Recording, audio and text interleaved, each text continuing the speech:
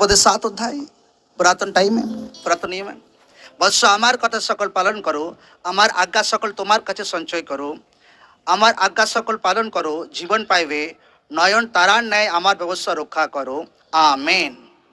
হিতোপদেশ যদি বাইবেলে পড়ি, বেশিরভাগ বাক্যতে লেখা আছে আমার আজ্ঞা পালন করো, আমার আজ্ঞা পালন করো, আমার আজ্ঞা পালন করো। আমি ভাবছিলাম, পড়ছিলাম যে প্রভু এত আজ্ঞা পালন বারবার বলার কি দরকার আছে?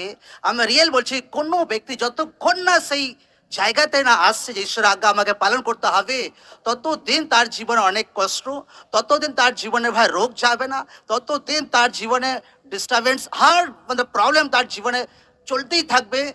লাইফ একদম মতলব জীবিত অবস্থা থেকেও মনে হবে নরকে জীবন কাটাচ্ছে। কিন্তু যখন সেই ব্যক্তি ঈশ্বরের আজ্ঞাকে ফলো করতে শুরু করবে, ঈশ্বরের গ্রেট আজ্ঞা সুসমাচারকে দিতে শুরু করবে, ঈশ্বরের স্বর্গ খুলে যাবে প্রভু যিশু জীবিত নামে তার জন্য একদম।